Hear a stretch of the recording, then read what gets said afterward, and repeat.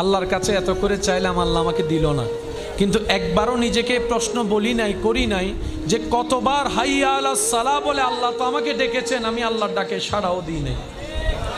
জীবনের 1000 বার চলে গিয়েছে হাইয়া আলাস সালাহ শুনেছি, কিন্তু সাড়া দিতে পারি নাই।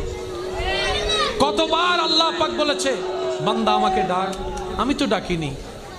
বান্দা এটা কর, আমি তো করিনি। বান্দা এইভাবে চল, আমি তো চলিনি।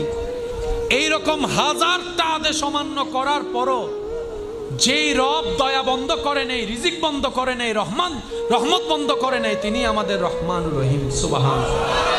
তো মুমিন বান্দারা আফসোস করে না, আপত্তি করে না, ওনারা অপেক্ষা করে রবের হুকুমের।